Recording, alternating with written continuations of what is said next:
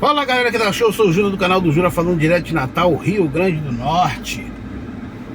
Meio que na correria aqui do dia a dia do trabalho, mas vamos conversar um pouquinho aí a respeito do jogo de ontem do Vasco, né? Empate em 3-3. Falar o que a gente acha aí, o que a gente pode esperar desse Vasco, do Carille e do Pedrinho. Mas antes, lembrando vocês, tá? Se inscreva no canal do Jura Vascaíno, ative o sininho de notificações aí. Deixe o seu like, compartilhe, divulgue o nosso canal aí pra galera aqui no YouTube, tá certo? Bora lá, galera. Vasco empata em 3-3. O meu galo. O empate fora de casa é bom lá na altitude? É bom? É bom. Dentro das circunstâncias, não. Porque o Vasco ontem, se não tivesse aberto 3-1, o empate 0-0, 1-1, 2-2, 3-3, poderia ser visto como um ótimo resultado, levando em consideração a altitude. Mas, se a gente for ver a circunstância do jogo, não foi um bom resultado, porque o Vasco abriu 3-1 e, vamos ser sinceros, não jogando nada. Se a gente olhar o jogo, se a gente for botar friamente o desempenho do Vasco ontem, é que o Vasco foi cirúrgico, soube aproveitar as oportunidades que criou, tá entendendo? Se a gente for prestar atenção, a quantidade de cruzamento, a quantidade de finalizações do Vasco perto do Melgar, foi muito pouco. Mas é que a gente foi cirúrgico. A gente conseguiu ter um aproveitamento muito bom nas poucas finalizações que nós tivemos. Enquanto o Melgar não. A gente abrir essa vantagem de 3-1 é o tipo do jogo que é difícil você conseguir repetir uma façanha dessa aí. Porque na verdade o Carille, ele achou. O Vasco chegou a achar, vamos ser sinceros, achou 3-1. Porque o Vasco foi o tempo inteiro, praticamente uma boa parte do jogo, ataque contra a defesa. Era o tempo inteiro o Vasco se livrando da bola. Parecia muito aquele Vasco do Barbieri, onde a defesa não tentava ter o mínimo cuidado de pegar a bola e sair jogando. Principalmente depois que o Carille fez o time jogar dessa forma, mais ainda.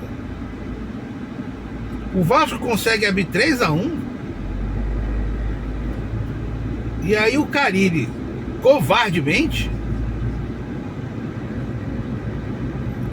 de forma absurda, ele fala o quê? Demonstra o quê pro Melgar? Ó, pode vir que eu vou ficar aqui atrás. Porque ele me tira o Coutinho, que ontem ele jogou muito, tá jogando muito.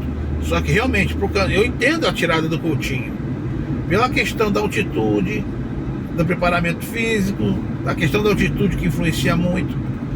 Mas qual era a mudança certa? Tirava o Coutinho e colocava o Payet, porque ele não perdia na criação no meio campo, ganhava na bola parada, tá entendendo? E tinha um cara ali para criar a jogada, para forçar o time do Melgar a ficar um pouco mais recuado, com medo de perder a bola, para que o Payet pudesse municiar o Veguete. Mas aí o que o covarde do técnico vai e faz? Ele tira o Coutinho e coloca o Tietê. Na hora que ele faz isso, ele fala o que pro Melgar? Ó, pode vir que eu não vou mais atacar não. Eu não vou mais atacar. Aí ele vai, tira o Veguete e bota mais um zagueiro. Aí pronto, aí ele falou literalmente pro técnico do Melgar: pode botar todo mundo aqui na área, porque a gente não vai mais querer nem passar do meio campo. E a postura do time foi o quê? Só isso mesmo. Bola pro mato, que o jogo é do campeonato, e bola pro canso. Os dois gols que a gente tomou foi o quê? Bola que a defesa do Vasco chegou a tirar, mas por não querer sair jogando ou segurar a bola, só tá se livrando da bola, o Melgar pegava a bola e macetava até que conseguiu o gol. O segundo e o terceiro. E a gente só não perdeu o jogo. A gente só não perdeu o jogo por sorte. Porque ninguém tá lembrando de falar do pênalti que o Melgar perdeu. Senão o jogo tinha terminado 4-3.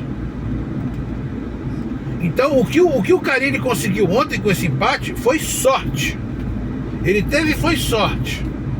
Porque se o jogador do Melgar não tivesse perdido o pênalti, o placar final teria sido 4-3 pro Melgar. A gente teria voltado com uma derrota. Então, gente, não é para ficar feliz com esse empate, porque foi na altitude. Sabe por quê? Porque está demonstrando qual vai ser a postura do time do Carille no Campeonato Brasileiro. É um técnico que ele faz questão de, se o time abrir 2 gols de diferença, 2 gols de diferença, ele bota o time todo atrás recuado e chama o adversário para cima. Aí você tem uns zagueiros, uns laterais que são horríveis na marcação. Tá entendendo? Aí a gente não... Se você tem um sistema defensivo que se garanta, aí dá até pra você pensar em fazer isso, uma vez ou outra. Mas você não tem um sistema defensivo que se garanta. E o Vasco não tem. O Piton é um desastre marcando na defesa. Ontem, o PH tava bizonho. Não sei se era por causa da altitude, que eu acredito que tenha sido por isso. O PH ontem tava completamente apagado, perdido em campo. Ele tava apanhando a própria sombra dele. A própria sombra do PH ontem tava driblando ele. Acredito que isso muito por causa da questão do arrefeito lá, da altitude. Mas o Piton não. O Piton, todo jogo, ele, na parte defensiva, ele é uma negação. Aí ele botou um zagueiro, que é uma porcaria, aquele Lucas, pra ajudar no jogo aéreo na área. Aí a gente, segundo e terceiro gol, a gente toma como? De cabeça, jogo aéreo. Principalmente o terceiro. Você olha ali a posição, Piton é que tá marcando o cara que cabeceou, que fez o gol. Não era o zagueirão do Carille, não. O zagueirão do Carille tava no meio ali olhando o Piton pular e o cara por trás do Piton cabecear e fazer o gol. Então o que acontece? Esse é o Vasco, isso que me preocupa. Esse é o Vasco, essa é a postura, que vai ser a postura do time na mão desse técnico aí, no Campeonato Brasileiro. Um time em que a torcida não vai conseguir sentir segurança, mesmo ganhando de 3.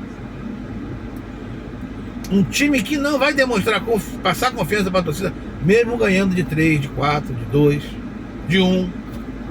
Porque é um técnico que, quando ele faz um resultado, só dele sair na frente, ele acovarda, ele fecha o time, ele para de jogar, ele abdica do ataque, de tentar aumentar. Porque ontem, o time do Melgar é fraco, tanto é que o Vasco, com poucas oportunidades que teve, fez gol. Se o Vasco tentar, se ele tivesse sido um pouco menos covarde, deixado o Payet e mantido o Eguete,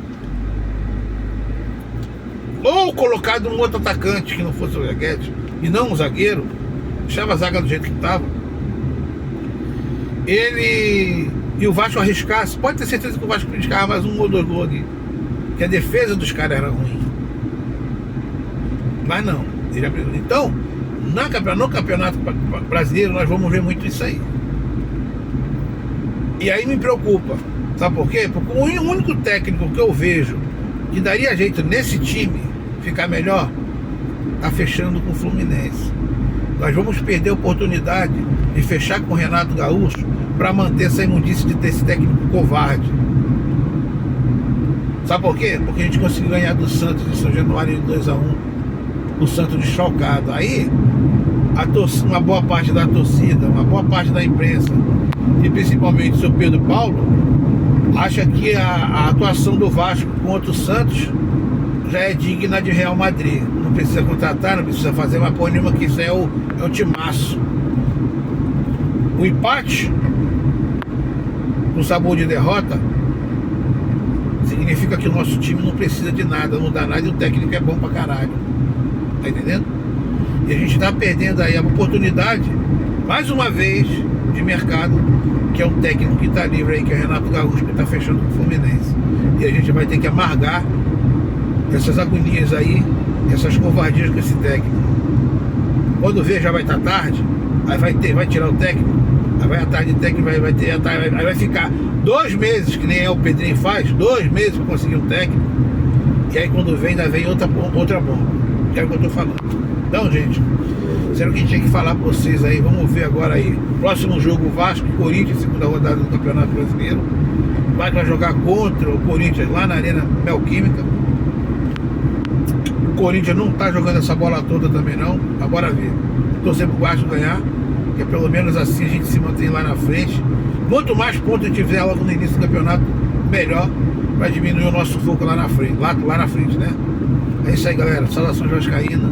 Não deixe de se inscrever no canal do Jura, ativar o sininho de notificações, curtir o nosso vídeo, deixar o seu comentário e compartilhar. Valeu!